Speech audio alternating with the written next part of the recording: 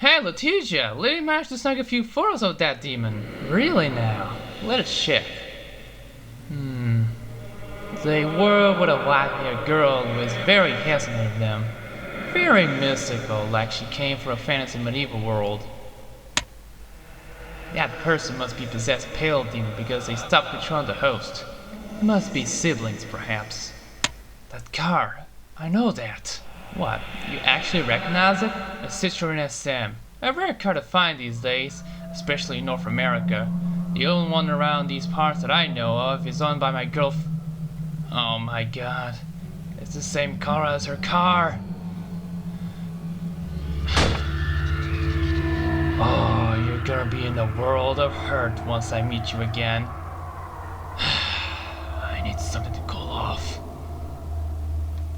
I don't remember owning them, but they surely will relieve the tension.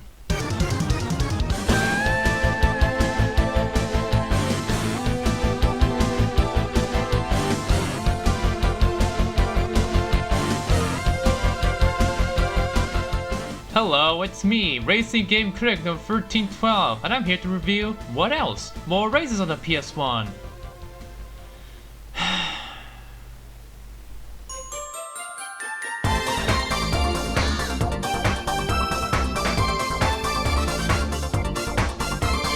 Ah yes, before Polyphony Digital went serious. MTGP is a sequel to MTGP. Yeah, the first game was never released outside Japan, so Polys, which they used to be called, just called this for Toon Grand Prix, but only in the US. That left Europeans and those down under confused. You heard this one before. Before Polyphony was famous for their Gran Turismo series, they used to make two cartoony kart games like Mario Kart while making GT1. And that's not the only time they did something else other than simcade racers. Remember Omega Boost? At least this one is PS1 exclusive. They don't count! So here's another basic ass menu. It was the mid-90s. Don't expect menus in racing games to be spectacular. Although this one has item spinning and scrolling backgrounds that might give me a seizure and die or something. I am a family-friendly YouTube personality. There's single race, championship, time trial, free run, and multiplayer, which is only available when you link two PS1s together. But this one has two ports. Let's just commence this. You select the difficulty in the options menu. There's 5 of them, and the last 2 removes items, making it pure and hard. There's 5 cars to choose, but you unlock more by at least winning easy.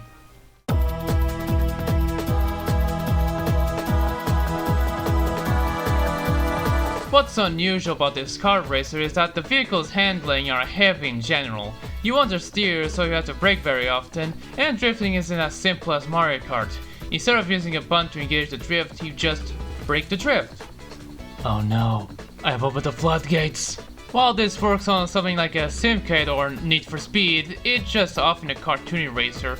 You'll constantly hit walls if you don't treat this as a simcade, and if you choose a car with a horse handling, you're rather screwed in the championship, no matter the difficulty. You wouldn't know the stats of them until you actually drive them. Starring penguins. Other unusual stuff is that you collect money by dropping over the dollar pads, and you press circle to spin the wheel. The wheel is randomized, so depending on the position, it's either clocks in Pandora boxes, size ones, or turbo and oil slicks. That or some random assortment of items. You have the usual items like turbos, stars, fireballs, which somewhat act like the red shells, and bomb, which are just the mines from wipeouts. Then you have the missile, which the camera shifts focus on it until it hits something, which isn't a good thing, preferably used in straight lines. The Wonder Clock freezes the opponents for 3 seconds, Pandora Box does some weird crap to them, Power Up just upgrades your car during the race. Yeah, it's rather bloated. Like, there are some pointless stuff like Stealth Field and the size ones which only slow you down slightly. The first game has item boxes, but there isn't any items per se, it only has 2 choices. None, or a little person running. Ah yes, the 2 genders. Still firing the attack helicopter. Back to the second, there are a total of 10 tracks to race, 5 of them are just reverse variants with different scenery. Toon Island is a tropical track that is really visual appealing, even when on textured walls, and the layout looks like a distorted high-speed ring, or more accurately, Trial Mountain cut in half. Toon Village is like Special Stage Route, but without the freeway part. Want to constantly hit the walls? No? Too bad, bitch! Get off the track and fall off the bridge to do the spiral again. Crazy Coaster feels like it should be in Wipeout, and racing as Raptor and Raptor makes you wish for air brakes. This is a good track, but the camera in the reverse variant can get distracting. Gulliver's House is like Micro Machines mixed with Revolt. I don't know where I'm going. Hope you like sharp corners and chicanes, Penguin Bros. And finally there's Haunted House. Sounds generic. The track though isn't. You mostly go outside where it's full of dragons and stuff, and those drops are scary when racing hard and onwards. It's always gonna be 3 laps per race, and what's this? 8 drivers in one track? Why did I just notice it now? They could program it to have 7 opponents in one track, but not in GT1 through 4. Ridiculous. Like I said, depending on easy gives you extra characters, including Ching Tong Chang, who looks like this. And talks like this. I was cheated! Oh, but I still have my chow man. My god, this is so racist, but what did I expect from a game made in Japan? A country that lacks a good track record on the Chinese. Alright, enough white bitch being woke again. Please don't pick Vanity on Championship, she will make the game a living hell. Racing as her is exactly like riding a motorcycle in real life. I know that because I played Tourist Trophy. It's really tail hopping, meaning that she has a steep learning curve. Crazy Coaster is the worst for her because she keeps going to the inside wall and places you dead last. If you want to play as her, it's best that you either play Mario Kart 8 or Tourist Trophy. It sucks in between. Hey, remember when GT5 was gonna have cars and bikes? They scrapped the bikes thing probably because they remembered Vanity was a fake at MTGP2. As for the train dude, wow, this train car is really good. Medium unlocks the reverse variants, and the rest of the difficulties unlock some extra minigames. Good luck with that, because the opponents are really good at driving with or without items. I guess it's due to balancing reasons, but in medium and R, they only either throw fireballs or drop mines at you, and avoiding them can get really tricky. Even without the items in Pro and Expert, you're gonna have a really hard time with trying to win this due to the opponents being fast and grippy. And for what, some stupid tank game? Battleship? Gran Turismo 0? Hey, where the call is at? At least it's in 60 FPS like GT1's Hi-Fi mode. Too bad I rendered it in 30 FPS. Graphics are really great, not too colorful to hurt your eyes. Yeah, it looks dated with the warping into 2D sprites, but that's not the point. You won't care much about how dated they are when they're just cartoony. It has its charm, like the cars move fluidly whenever you turn. It's just so odd yet funny to me, reminds me of the jelly cheat in CMR1 as well as the UFO Easter egg. You can just turn off the animations, but it just takes a bit of fun out of the art style. I love how the intro mixes real-time scenes and FMVs, even if it doesn't transition well with an emulator. The sounds have their charm too. Every car has a unique engine noise, and no, the train doesn't sound like a vacuum, thank hell. It's mostly cartoon sounds, which is funny, but the car landing sounds like something flipped or something. It sounds wrong, much like me repeating the 2 same words in the same sentence. Up, there goes me again. The music is really great, for remix songs for Toon Island and Gulliver's House, but keeping the main menu at the first 5 characters' themes while adding new ones. The driver's themes are only heard in the replays, and I really don't want to hear Shing's theme, it's probably super racist. Ah, there goes white bitch being woke again. Still, the track themes are really boppy and catchy, especially Haunted Castle.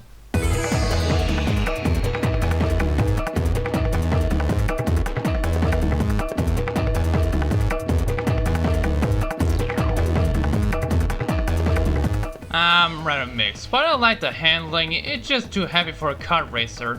And the item sense is weird, but still okay. I like the minigames even if you feel nothing after finishing the last 3 difficulties. Yeah, overall I didn't like it. Sacrilege, much like including a heavenly place in a PlayStation game. Nintendo wouldn't allow that if that PlayStation prototype was actually a mass-produced thing. Oh wow, I'm being cynical, huh? Let's hope this ain't the theme of this video. Morning, sunshine! I should be sleeping by now. You're still just a sleepyhead, huh? Well, yeah, but I'm not sure you're gonna believe this, but I'm a vampire now. Nothing surprises me anymore. One of my clones became a vampire as an experiment, and, well, she got staked to the heart. Hey, can we talk about this whole clones experiment from Sarah's friend for a bit? Oh, I knew you would trust me after I gave you a PS2. But sadly, not now. You're in the middle of reviewing some stupid racing games. Aren't you a boring f***? Yeah, real funny, Paula. But by the way, thanks for the PS2. Well, don't be such a paranoid jerk now. I'm trying to reform myself to that day in January. I won't be doing something shitty towards you or any of your friends anymore. Trust me. We'll see. I'll actually talk about the specifics of what brought me to the outside world sometime in August. See you later. Love. I wonder what she's reviewing now. Another mediocre racer?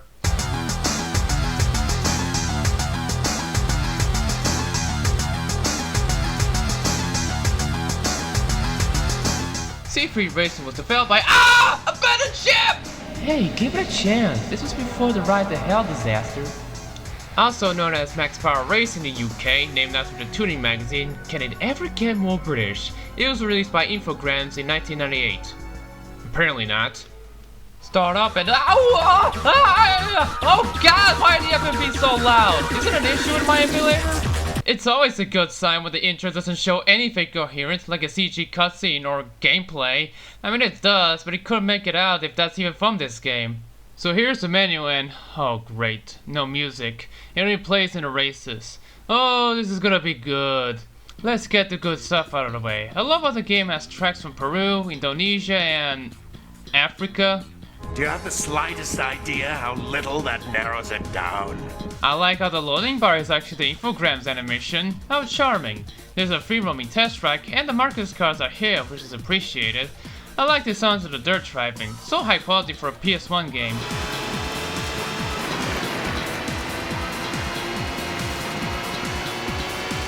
Then again, British pride and stuff. You can save after every race and you can mute the generic techno babble. That's basically it. I came into this thinking that it was gonna be just a mediocre racer. Turns out I'm not playing Total Driving. Frankly, there isn't much to say about how good or mediocre it is because this is one of the worst races I've played in my damn life.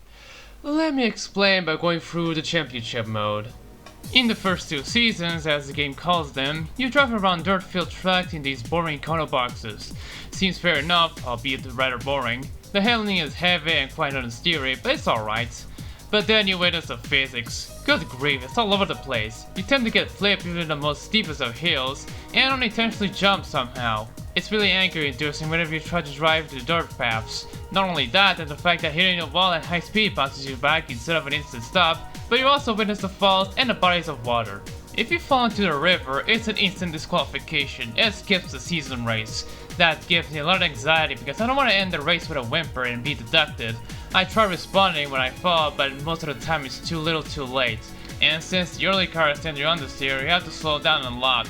This game gave me the feel of water. If the game could respawn after I fell into the water, then I wouldn't be really upset. Except, well, the AI only have that ability. What the hell? This isn't fair! And why is there an MR2 in the second season? I hate this! As if it's giving me memories of WRC 2, the game also likes to give me memories of WRC 3 because W on grass slows you down a lot. This is the best game ever! It only gets way worse when you race in the last two seasons where you drive the sports cars. This is so erratic, you get all over the road and the AI are just dicks. They slow way down that they showed in sharp corners, they constantly butt heads at each other on the turns as well, and they also tend to get away further than you, either because of the AI or the tracks. I hate the Norway tracks, they're too long and too frustrating. No room for error here, folks. The tracks that are foggy or set at night are easily the bad ones because you can barely see anything, plain simple. The ones that I enjoy though are the high speed ones like the UK and US. Hear me out, while I despise the part with the river which is a pace breaker, the smooth section is the best part because you have to go fast. Still not enough to get the fella in the first place. Yeah, it's no more that you can save in every race because you're gonna screw up a lot in the races. Despite two of the seasons being 10 events long, finishing all the championships takes you around 2 to 3 hours without restarts. Damn, was someone's gonna reference part of Ted. Wait, why did I do that? And that only unlocks all the cars, so you have to place the arcade mode to get all the tracks. Nope! As for presentation, the graphics are okay at best. There is damage, which is fine. I like the attention to detail, even if they didn't put the badge to most cars. The sounds are mixed though. Every car has the same vacuum cleaner noise, and there's no hit sound for some reason. Come on, a simple tongue would have been enough. And for the music. Yes, no wonder I've been playing songs from other games instead. It's all generic unmemorable rave bullshit. There's only one that's memorable, but that's because I recognize the drum sample that was also used in the song in SSX Tricky. Overall, stay away from it. It gets from boring to frustrating in an hour. It's below mediocre at best, so go play Total Driving instead. Well, despite everything, I'm really calm now. Yes, who's back? Oh no. Hey, Sassy. Are those red eyes? I confess, I actually lied! I'm actually a vampire! Oh wow, you're just gonna go like that, huh? At least you're being honest now. I'm so sorry for looking like this. It's just that I got mugged to death and my vampire boyfriend sucked almost all my blood to become this. Please don't kick me out. Well, I won't. I didn't kick you out when you showed your demon to me. Anyways, how are you today? Fine. I just need to go to sleep since it's daytime and all. Well, I am super great. It's good to be back home after months in the US. My friend Chase was allowed by my producer to drive me home. I also noticed that you have a fat PS2 now. What happened to the other one? It broke and Paula gave me a fat one for me. Oh, she's trying to redeem herself after the parking lot burning. I still have nightmares about it. Anyways, I got an email from something called HEF, some paranormal investigation bureau. I don't even know what that stands for. In a few weeks, I'll be in an interview with them. HEF? That sounds awfully familiar. At least to Liddy. Can I see your acceptance email? Wendy Remington? Oh no. My partner when I was at the Brimstone Squad. So it's true. The hellish elite force decided to set up shop on Earth. She's gonna doom us all. I still have feelings for her. Eh? Look, I beg of you, don't go to that interview. Just stick with your talk show job instead of being just another pig. Don't let that higher salary fool you. Well, you're right. Why do I be so gritty over more police work? You might think you got away with it, but I can assure you that the HEF will force us to join them. I should have listened to Morgan. Who's Morgan? Long story. Just go to sleep. It's 1 PM now. Oh yeah. What's going on with my life now?